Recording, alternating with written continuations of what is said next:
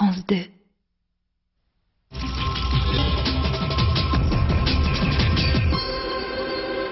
Cérémonie du 11 novembre pour ce 87e anniversaire de l'armistice de la Grande Guerre. Il ne reste plus que 6 poilus pour raconter témoignage de ces derniers survivants de l'enfer des tranchées.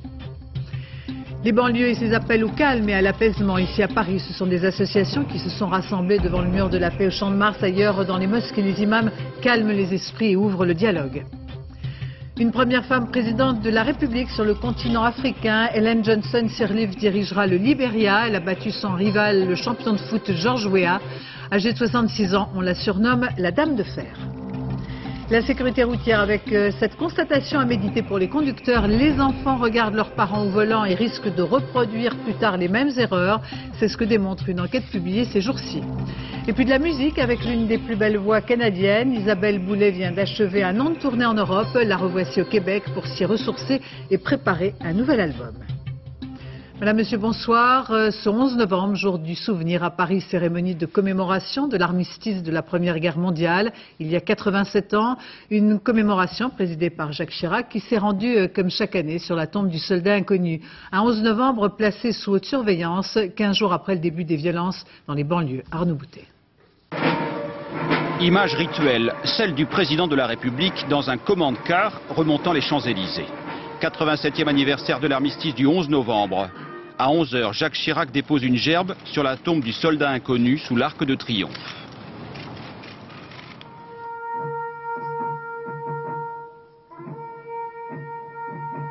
Ce ne sont pas les poilus, mais d'anciens combattants d'autres conflits. Je dis, comment ça va?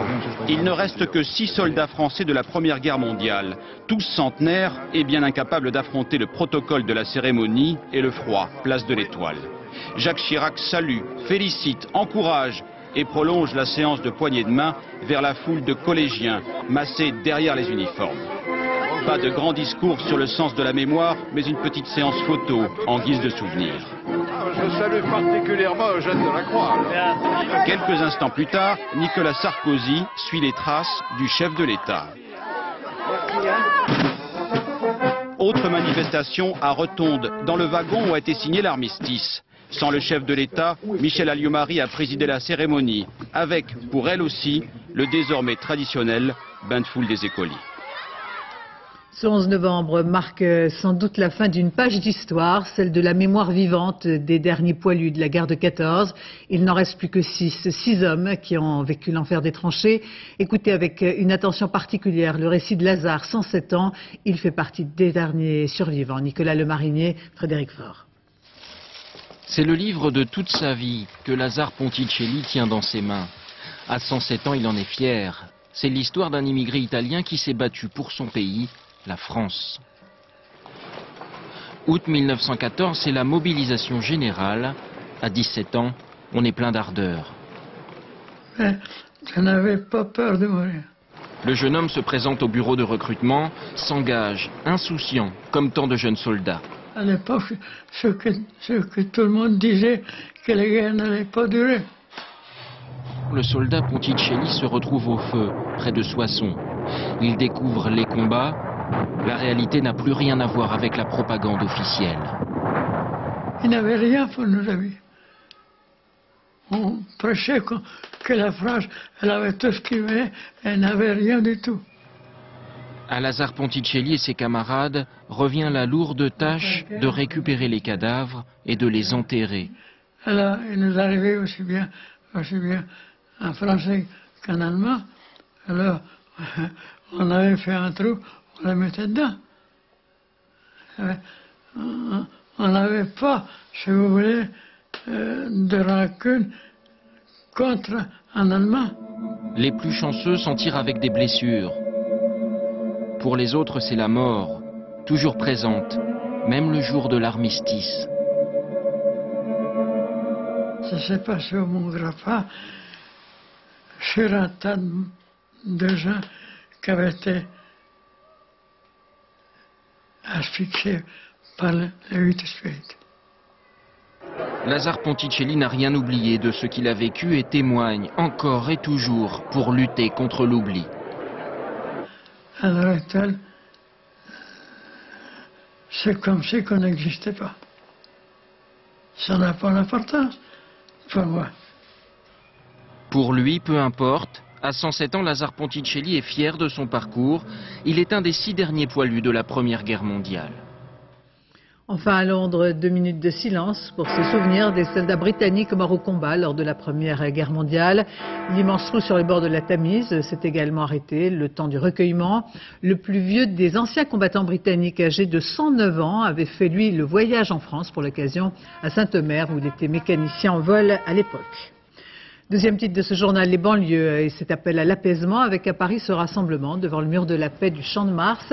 Manifestation à l'initiative d'un collectif d'associations des quartiers. Ce collectif Banlieue Respect demande le retour au calme et au gouvernement d'écouter le malaise des jeunes des cités. Appel au calme également, mais relayé cette fois-ci par un imam d'un quartier sensible de Montpellier. Une marche silencieuse de quelques 500 personnes s'est déroulée après la prière en sortant de la mosquée. D'autres rassemblements de ce type de différents cultes sont prévus demain et dimanche. En région parisienne maintenant, ce vendredi de prière, l'imam de la mosquée d'Aubervilliers a lui aussi lancé un appel au calme un peu avant la prière, un homme de dialogue qui s'adresse à la communauté musulmane. Franck Genozo, Sylvain Gauthier. Le chant a quelque chose d'apaisant. C'est le jour de la grande prière et quand la voix du muezzin s'élève, 700 fidèles se pressent dans cette salle d'Aubervilliers pour écouter l'appel au calme de l'imam. Nous avons constaté actuellement des événements, des problèmes un petit peu chauds partout. Mais j'aimerais mes frères et mes sœurs, que vous sachiez que ni de rien, ni de loin, ni de près, ça n'a rien à voir avec l'islam. Ta religion t'interdit toute violence. Le discours est ferme. Ici, on considère que les violences de ces 2 dernières semaines sont incompatibles avec les valeurs de l'islam. Je pense franchement que tout être humain a besoin de rappel. Et ils ont besoin de rappel des bonnes valeurs des choses. À la mosquée, c'est ce qui se passe. Contrairement à ce que des fois certains médias malheureusement disent. Ici, tous les fidèles condamnent la violence, mais les événements en banlieue ont fait beaucoup réfléchir. On parle de, comment ça s'appelle, d'immigrés ou d'enfants d'immigrés, mais bon, à la base, on est français, on est né ici, on est français. Donc qu'on nous prenne pour des Français, qu'on nous considère comme des Français, puisque c'est ce qu'on est. Je demande aussi de parents musulmans qu'ils soient conscients et responsables, parce que c'est l'avenir de leurs enfants. S'il y a un gâchis, c'est le gâchis de leur enfant, et s'il y a un gâchis de leur enfant, c'est le gâchis de leur propre avenir ici. Tous soulignent le rôle de la mosquée. Installée depuis 1 an, elle a permis d'apaiser un quartier qu'on disait agité. Aubervilliers a ainsi été relativement épargné par les violences de ces 15 derniers jours. Et les violences dans les banlieues sont en recul. Une relative accalmie se confirme, mais les forces de police seront d'une extrême vigilance pour ce long week-end du 11 novembre. Et pour éviter tout débordement, les rassemblements qui pourraient provoquer des désordres sont interdits à Paris à partir de demain à 10 h du matin, et ce jusqu'à dimanche 8 h du matin. Maintenant, pour l'état des lieux des incidents de la nuit passée, toujours des voitures brûlées à Toulouse par exemple, et un incendie de la cafétéria d'un gymnase. 3 personnes ont été interpellées en possession de matières inflammables alors que le préfet avait interdit, comme dans d'autres départements, de vendre et de transporter des bidons d'essence. Toulouse qui reste un des points sensibles des violences urbaines de ces derniers jours. 2 semaines après le début des émeutes, les violences dans les banlieues ont un coût. Les assurances parlent de 200 millions d'euros, dont un dixième sera destiné au dédommagement des voitures incendiées. Plusieurs milliers de véhicules, en effet, ont été brûlés. David Boéry, Valérie Lucas. De 3 500 € en moyenne pour une voiture jusqu'à près de 30 millions d'euros pour cette concession automobile. Après 15 jours de violence, les assureurs ont fait une première estimation des dégâts. La facture devrait atteindre les 200 millions d'euros, dont 20 millions pour les véhicules incendiés. Une note salée, mais qui sera prise en charge par les compagnies d'assurance. Tous les ans, les assureurs paient de l'ordre de 14 milliards d'euros de sinistres au titre de l'automobile. Donc c'est tout à fait remboursable par les assureurs. Et à cet égard, à ce stade, il n'y a aucune raison d'imaginer que ça entraîne des hausses de tarifs, par exemple. Pour être indemnisés, les automobilistes doivent avoir souscrit une garantie incendie. Ils ont 5 jours pour déposer plainte et envoyer une déclaration à leur assureur. Mais il y a aussi toutes les personnes qui n'étaient pas assurées contre l'incendie. À titre exceptionnel, elles pourraient également être indemnisées. Depuis une loi de 1983, les assureurs peuvent indemniser et se retourner ensuite contre l'État, où les personnes non indemnisées peuvent déposer une réclamation directement à la préfecture. Toutes ces réclamations déposées en préfecture seront ensuite examinées par un juge administratif. Pour accélérer les procédures, les mutuelles d'assurance se sont engagées à rembourser sans franchise tous leurs clients, assurés ou non contre l'incendie. Pour les entreprises et les commerces, l'indemnisation est prévue dans les contrats d'assurance couvrant les émeutes ou les mouvements populaires. Il y a enfin les biens appartenant aux communes comme les gymnases ou les écoles. Ils sont le plus souvent assurés et la facture dépasse déjà les 55 millions d'euros. Quelques 25 départements sont concernés par le couvre-feu. Jusqu'à présent, aucun décret n'a été pris en région parisienne. Des couvre-feux ont été mis en place pour une trentaine de communes au total. À l'est du pays, la ville de Belfort a annoncé hier l'instauration d'un couvre-feu de 4 jours à partir de ce soir. La décision de Jean-Pierre Chevènement fait débat. Benoît Bringer. Belfort s'apprête à vivre sa première nuit de couvre-feu. Dès 21h, les rues seront interdites aux mineurs de moins de 16 ans non accompagnés, sous peine d'amende pour les parents. C'est à la suite de l'incendie de cette école maternelle que le maire de Belfort, l'ancien ministre de l'Intérieur Jean-Pierre Chevènement, a décidé d'instaurer un couvre-feu. Il faut que les parents fassent leur devoir. Encore une fois, ce que nous vivons, c'est une crise de l'éducation. J'ai employé jadis le mot de sauvageon et il dit bien ce que cela veut dire. Ce sont des arbres non greffés, des enfants qui n'ont pas eu, de la part de leur famille ou des institutions, les éléments d'éducation qui sont nécessaires. À Belfort, la mesure ne fait pas l'unanimité, même si certains la comprennent. C'est bien, ça va arrêter de cramer dans les quartiers. Le couvre-feu, il fallait que ça soit fait par les parents pour tout le temps. Personnellement, je pense que ce n'est pas vraiment la solution, que la solution était en amont et qu'elle n'a pas été appliquée suffisamment tôt. Et je pense que ça ne résout pas le problème, peut-être momentanément, mais bon, franchement, je ne suis pas pour. Le couvre-feu s'appliquera toutes les nuits entre 21h et 6h du matin jusqu'à mardi. Et puis hier soir sur France 2, lors de l'émission sur les violences urbaines dans À vous de juger d'Arlette Chabot, Nicolas Sarkozy n'a pas retiré une ligne de ses déclarations controversées concernant les délinquants dans les banlieues. On écoute le ministre de l'Intérieur. Ceux qui ont brûlé le bus où il y avait cet handicapé de 56 ans dont j'ai reçu les filles. Ceux qui ont caillassé un bus pour mettre à l'hôpital un gosse de 18 mois. Quand je dis ce sont des voyous ou des racailles, je persiste et je signe. Et en aucun cas dans mon esprit ça ne veut dire que tous les jeunes. Mais je dis que les conditions de l'amalgame, c'est de décrire ceux qui sont capables de blesser un bébé de 18 mois. Ce ne sont pas des jeunes. Parce que les jeunes valent mieux que ça. Ce sont des voyous. Enfin, concernant la bavure de la Courneuve, un policier a été écroué pour avoir frappé un jeune homme lundi. 4 autres sont sous contrôle judiciaire. Mis en examen, ces hommes, je vous le rappelle, ont été suspendus en milieu de semaine. Le ministre de l'Intérieur a souligné hier, toujours sur France 2, qu'il n'accepterait aucun débordement des forces de police. Fin de citation. La question de l'emploi, on l'a dit, est au centre du désarroi et de l'inquiétude de nombreux jeunes qui vivent dans les banlieues, souvent victimes de la discrimination. Voyez cet exemple qui devrait être suivi par d'autres. À Aulnay-sous-Bois, dans le magasin Carrefour, la moitié des employés est issue de l'immigration et près d'un tiers chez les cadres. Une diversité qui s'explique par le recrutement dans des quartiers environnement et la politique de promotion interne dans l'entreprise. Dominique Chimbakala, Valérie Lucas. Rachid Anab est un enfant des quartiers nord d'Aulnay-sous-Bois. Il est aussi chef du secteur alimentaire dans cet hypermarché, un poste à responsabilité qui représente 50% du chiffre d'affaires. Et il l'affirme, réussir est possible même quand on s'appelle Rachid. Disons que moi j'ai qu'une expérience et c'est d'avoir fait un seul CV à ce magasin. Et c'est celui-ci qui m'a répondu et j'ai eu qu'un entretien, c'est dans ce magasin. Donc est-ce que c'est le facteur chance, est-ce que c'est le facteur opportunité? Je ne sais pas. Ce qui est vrai, c'est qu'on m'a donné ma chance et je peux vous dire que je l'ai saisie. Dans ce magasin, a priori, pas de discrimination à l'embauche. La moitié des employés sont d'origine étrangère et recrutés dans les banlieues environnantes.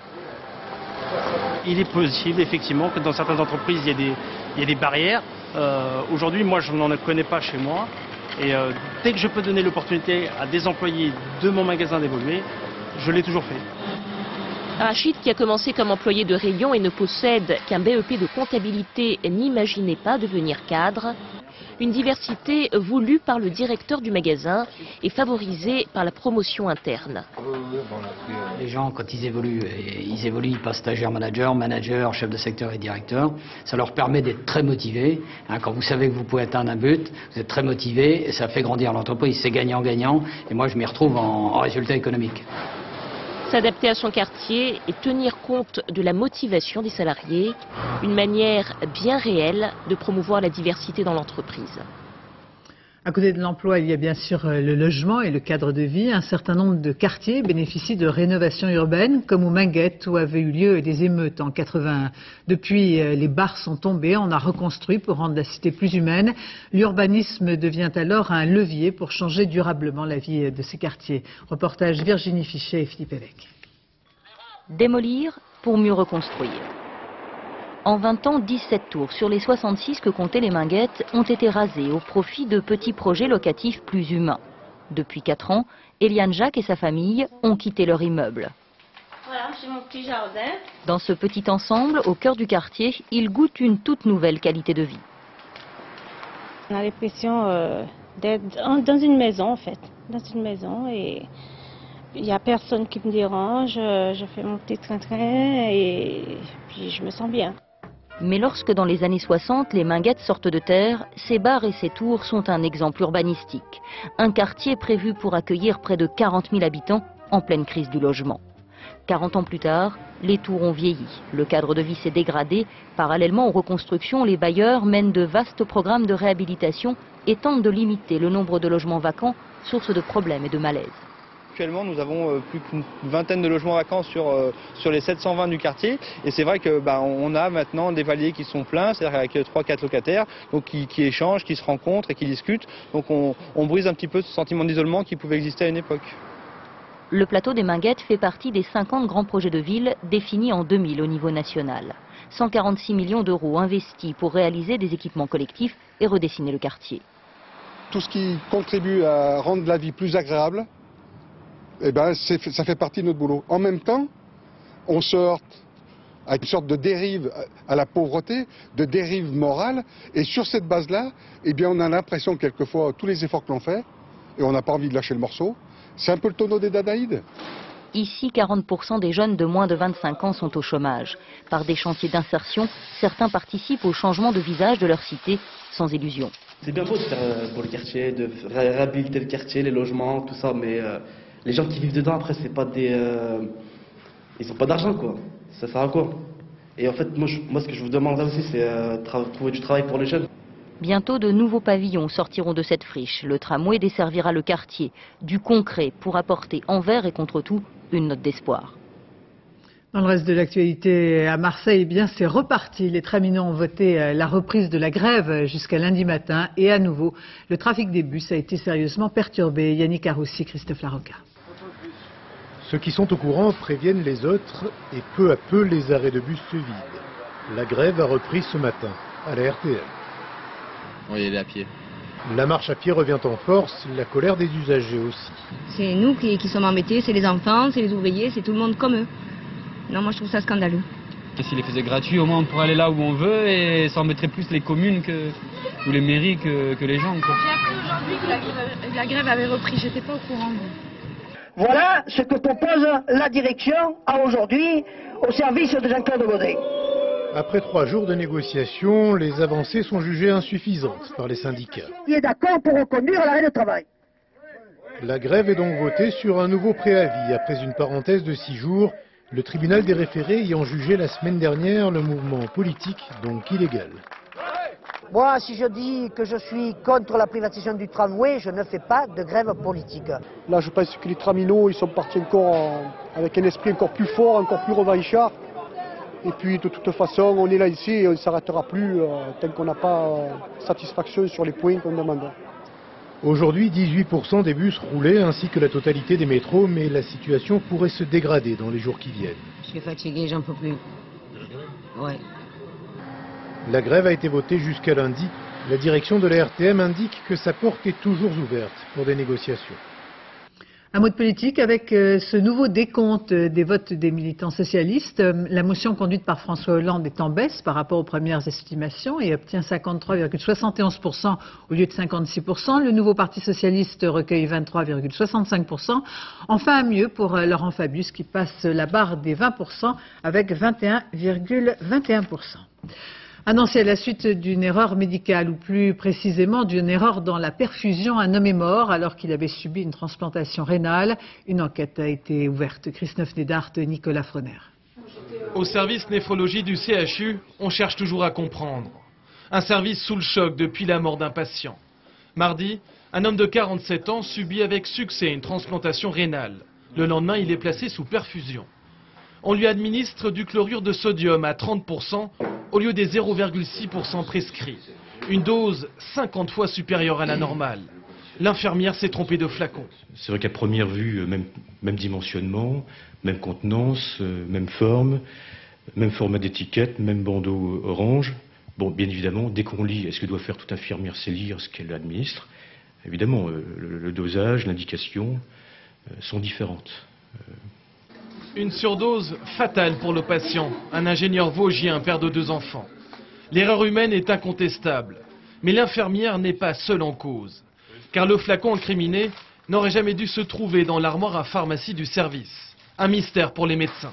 À ma connaissance, il n'y a jamais eu ce type de flacon dans ce service.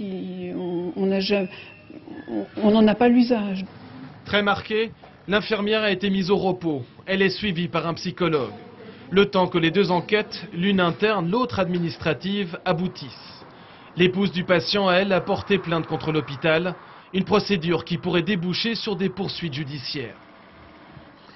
En Allemagne, après de très longs jours de tractation, Angela Merkel annonce un accord sur un programme de gouvernement de grande coalition. La CDU et le SPD sont enfin tombés d'accord, semble-t-il. Après 4 semaines de négociations, finalement la droite et la gauche ont trouvé un terrain d'entente sur les réformes à mettre en place. En Jordanie, l'union sacrée après les triples attentats qui ont touché les grands hôtels d'Amman, des attentats qui ont ébranlé le sentiment de sécurité dans lequel vivaient jusqu'à présent les Jordaniens. Sur place, Charles Anderlin et Madjim Douyeb. Rarissime manifestation d'unité. Le mouvement islamique jordanien, qui est dans l'opposition, défile aux côtés des syndicats officiels. Et ses slogans ne peuvent tromper. Par l'esprit et le sang, nous défendrons la Jordanie. Plus de 5000 manifestants ont ainsi clamé leur soutien au roi, aux institutions du royaume, aussi leur haine d'Al-Qaïda et d'Abou Moussa el-Zarqawi qui a revendiqué les attentats de jeudi dernier. Tout le monde ici est en colère. On voudrait tuer Zarqawi. Et lors des prières du vendredi dans les mosquées, les imams ont condamné les extrémistes. Les théologiens jordaniens expliquent qu'un kamikaze n'ira pas au paradis. C'est un principe fondamental de l'islam. Celui qui se suicide ira en enfer, et celui qui se suicide en tuant d'autres humains aura une punition encore plus dure dans l'au-delà que l'enfer. Les mesures de sécurité sont renforcées devant tous les endroits sensibles, surtout l'entrée des hôtels. L'enquête se poursuit. Les dirigeants jordaniens pointent un doigt accusateur vers l'Iran et la Syrie. Le foyer des réfugiés de Al-Qaïda et la République de l'Iran. Et j'étais étonné, fortement étonné, que le président de la Syrie parle pour 4 heures dans le Parlement syrien et ne dit rien comme condoléances au peuple jordanien. Et dans l'entourage du roi Abdallah, on parle de la nécessité d'une coordination arabe antiterroriste. L'anniversaire il y a 1 an de la mort de Yasser Arafat, des milliers de Palestiniens se sont rendus sur sa tombe. Une commémoration officielle a eu lieu à la Moukata, son QG, dans la ville cisjordanienne de Ramallah où Arafat a vécu ces dernières années. Son successeur Mahmoud Abbas s'est engagé à suivre la voie tracée par Arafat. Au Libéria, c'est une femme qui remporte l'élection présidentielle. Elle rejoint le cercle très fermé des femmes élues présidentes au suffrage universel. Elles sont 5 à occuper ce poste dans le monde, 2 en Asie, aux Philippines et au Sri Lanka, et 3 en Europe, en Finlande, en Irlande et en Lettonie. L'Afrique compte désormais sa première femme présidente. Ellen Johnson Sirleaf, baptisée la Dame de Fer, a donc battu son rival, la star de foot George Weah, une présidente qui aura bénéficié des suffrages de l'électorat féminin, mais pas uniquement. Son portrait Claude Sampère, Dominique Derdin. Tous les observateurs, toute la presse, ces dernières semaines, l'a donné battue. À la surprise générale, Ellen Johnson Sirleaf remporte aujourd'hui son combat électoral pour la présidence du Libéria en terrassant l'ex-star du football George Weah. Un très large succès, 59% des suffrages contre 40% pour Weah. Une victoire historique pour celle que l'on surnomme au Libéria la Dame de Fer. Une victoire que contestaient cet après-midi dans la rue les supporters de George Weah. J'espère que maintenant toute cette campagne est finie et que M. Weah va accepter les résultats, qu'il va comprendre que le peuple du Libéria a fait son choix. J'espère qu'il va le respecter et je l'appelle à participer à mon futur gouvernement. Économiste brillante, formée à Harvard, Ellen Johnson Sirleaf représente la petite élite du Libéria éduquée à l'américaine. Cette femme de tête de 66 ans a fait toute une partie de sa carrière aux Nations Unies ou à la Banque mondiale. Dans un pays ravagé par 14 années de guerre civile, la tâche qui l'attend est immense. Si je suis élu, je me suis engagé à remettre l'électricité dans toute la capitale dans un délai de 6 mois et je sais qu'on peut y arriver. Après sa victoire, Ellen Johnson Sirleaf devient la première femme chef d'un État en Afrique. Sa fermeté et son franc-parler font déjà peur à quelques-uns. À propos par exemple des casques bleus présents au Libéria, elle a sans cesse dénoncé leur incompétence et elle pourrait bientôt demander leur départ. Le plus gros avion de ligne du monde, l'Airbus A380, a commencé sa tournée mondiale. Pour la première fois, il a atterri en Asie, à Singapour, après 12 heures de vol. À son bord, une trentaine de personnes. L'avion, qui mesure 73 mètres de long, devrait subir une série de tests, notamment pour démontrer que l'aéroport de Singapour est prêt à recevoir des appareils de cette envergure. Singapore Airlines, qui attend son premier A380 en novembre 2006. En France, la sécurité routière, avec cette constatation d'importance, les enfants regardent leurs parents au volant et risquent de reproduire plus tard les mêmes erreurs. C'est ce que démontre une enquête publiée ces jours-ci. Diego Garcia, Alexis Oran. La banquette arrière est comme un poste d'observation idéal pour Marina, 8 ans, et Julien, 10 ans. Sur la route du week-end, rien de la conduite de papa ne leur échappe. Un papa qui veut donner le bon exemple et leur apprendre certaines règles. Petit test. C'est à combien sur l'autoroute 110. 130. Non, juste 110, c'est sur le périph'. 80 sur le périph'. D'après une étude de la prévention routière, en bien ou en mal, le comportement des parents influence la conduite future des enfants. Des fois, il conduit vite, des fois, il conduit doucement, des fois, il s'énerve. S'énerver dans la voiture, c'est pas bien. Ça peut faire après un accident. Lorsque vous êtes tout seul, vous prenez des risques ? Pas forcément beaucoup de risques, mais m'arrive de conduire un peu au-delà des limitations du code de la route. Comme pour Alain, l'enquête confirme qu'un tiers des parents changent leur conduite en présence des enfants. C'est un petit peu surprenant parce que soit le parent considère que son comportement est dangereux, soit il considère que ce comportement n'est pas dangereux. Donc il faut bien se positionner. Le mieux effectivement c'est d'avoir un comportement pas dangereux tout le temps. Certains chiffres sont étonnants. 5% des parents affirment avoir une conduite irréprochable. 90% des jeunes pensent que leur père est un bon conducteur. Le père des enfants vont plus avoir tendance à le considérer comme un modèle, à calquer leur conduite sur la sienne, tandis que la mère, elle va être vue comme un espèce de frein au risque. Et donc, quelque part, la mère va être identifiée comme la source de la prudence, de la sagesse. La prévention routière diffusera prochainement un document d'information destiné aux parents, avec un objectif: mieux sensibiliser les enfants aux risques routiers. Rallye d'Australie, la belle série du Français Sébastien Loeb, double champion du monde, s'est achevée dans un arbre. Alors qu'il était en tête, le coureur a vu s'envoler ses derniers espoirs d'offrir à son écurie une ultime victoire avant la pause de 2006. Football, après leur aventure martiniquaise, les Bleus affronteront demain au Stade de France l'équipe d'Allemagne. Un match de préparation pour le Mondial 2006 qui justement se déroulera en Allemagne. Romain Mézy, Frédéric Delarue. Oubliez le soleil de Martinique, retour dans la nuit et le froid de Clairefontaine pour les Bleus. Après un match à deux visages contre le Costa Rica, l'équipe de France se prépare à accueillir l'Allemagne. Une dernière rencontre cette année au Stade de France pour les joueurs de Raymond Domenech et un vrai test sur la route de la Coupe du Monde face au pays organisateur. On rencontre une équipe qui est une des favorites de ce mondial, donc c'est vraiment, ça permet de s'étalonner par rapport peut-être au tout meilleur. Un France-Allemagne n'est jamais un match comme les autres. Il y a d'abord eu le temps des défaites, des coups pas toujours francs et du désespoir en juin 82 à Séville. Puis il y a eu le temps des victoires. Depuis 1990, les Bleus n'ont plus connu l'échec face aux Allemands. Leur dernière rencontre s'est soldée par un succès retentissant, une victoire 3-0 obtenue de l'autre côté du Rhin il y a 2 ans. Pour autant, demain soir, ce sera tout sauf une partie de plaisir. Je ne pratique pas un beau football, mais ils arrivent toujours à s'initier vers les 8e, quart ou voire demi-finale d'une Coupe du Monde. Ça reste une des meilleures équipes en Europe. Hier, lors d'un défilé de mode un peu particulier, les joueurs ont présenté leur nouveau maillot. Celui qu'ils porteront à la Coupe du Monde et dès demain face à l'Allemagne.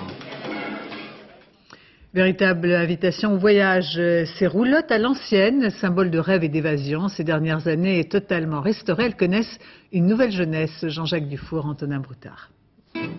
Passionnée de culture gitane, Jeanne Bayeul possède un jardin extraordinaire. Un jardin rempli d'habitations nomades, des maisons à roulettes qu'elle restaure avant de les vendre. Alors ça, c'est une roulotte qui date des années 1915. C'est une vieille roulotte qui est vraiment superbe parce qu'on sent qu'elle a une âme, elle a vraiment vécu. Pas de salle de bain, pas de cuisine. Pas de salle de bain, pas de cuisine, jamais. Les gitans cuisinaient dehors et bien souvent ils dormaient même dehors. Ils étaient dans la roulotte en fait quand il faisait très froid l'hiver, quand il pleuvait, mais sinon ils dormaient souvent sous la roulotte et puis ils étaient dans les campements tout autour. Verdine de gitan, roulotte de cirque ou caravane de forains, Jeanne récupère tout ce qu'elle trouve en France ou en Europe, enfin tout ce qui peut être retapé. Celle-ci elle est beaucoup moins charmante, mais elle a un intérêt, c'est qu'elle est très grande, c'est une roulotte des années 50. Combien de temps vous passez sur une caravane pour la restaurer? Ça dépend, on peut y passer 15 jours, comme on peut y passer un mois ou plus. Mon pote le gitan, un jour est parti, et Dieu seul sait où il balade sa vie. Non seulement vous les restaurez, mais en plus vous avez écrit un bouquin qui s'appelle Roulotte. Roulotte, une invitation au voyage, parce que c'est vraiment ça, c'est une invitation au voyage. Et comme c'est un sujet qui nous passionne, moi et mon mari, parce qu'on fait ça tous les deux, et qu'on ne trouvait absolument rien d'écrit en France sur le sujet, donc j'ai dit le mieux, c'est d'écrire quelque chose.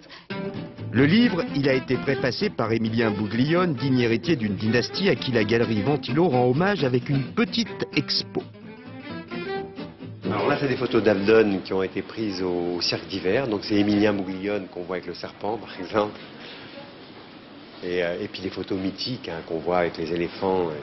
Vous savez que mon père a fait venir sa caravane dans le cirque d'hiver. Voilà, il mettait sa caravane dans le cirque et il passait ses journées dans sa caravane. Il avait l'appartement, mais il préférait venir dans la caravane. Mais roulotte et caravane, c'est pareil? Pour les forains et pour les gens du cirque, on ne dit pas une roulotte, on dit une caravane. Caravane ou roulotte, Jeanne travaille avec amour et vend ses petits bijoux entre 10 000 et 20 000 euros. Qui sont vos clients? Alors, toutes sortes de clients, parce qu'en fait, la roulotte, ce qu'il y a d'extraordinaire, c'est que ça touche tout le monde. C'est si vrai que de plus en plus d'hôteliers proposent désormais ce type d'hébergement. La nuit coûte entre 70 et 120 euros pour 4 ou 5 personnes. Donc, quand on ramène ça à la personne, ça revient moins cher que l'hôtellerie traditionnelle. Sur le dépliant publicitaire de Madame Blanco, il est écrit « Les roulottes de campagne, c'est l'esprit bohème de vos vacances. Vous souriez, moi aussi ». Toujours spectaculaire, ces dizaines de montgolfières dans le ciel de Saint-Vidal, près du Puy-en-Velay, cet après-midi, pour le 23e rassemblement international de montgolfières.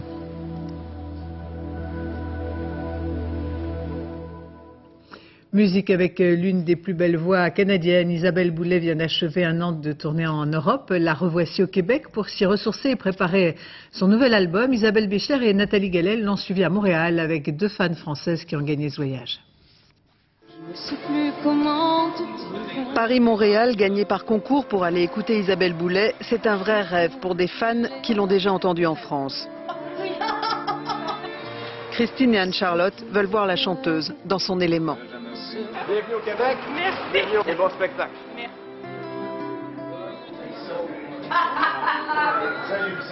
Je pense que ça sera très très chaleureux. Je pense que chez elle, ça doit être encore plus grandiose.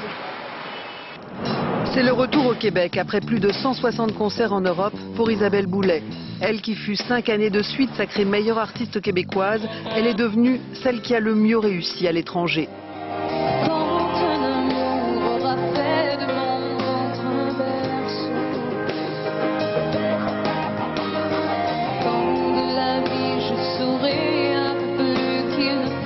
La France a toujours fait partie de mes plus grands rêves. C'était comme, même quand j'étais enfant, c'était mon Amérique. Mais c'est comme de rentrer toujours avec le sentiment du devoir accompli et revenir pour me réenraciner.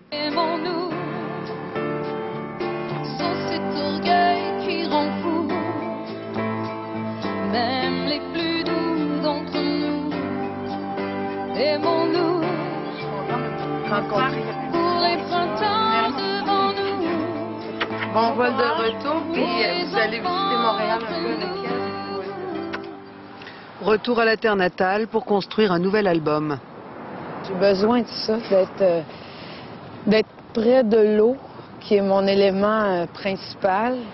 J'aime le vent. Ici aussi, il y a beaucoup de vent. Et quand il y a du vent, c'est comme si ça nettoyait de tout. Des frimas du Grand Nord, Isabelle nous reviendra avec un nouvel album.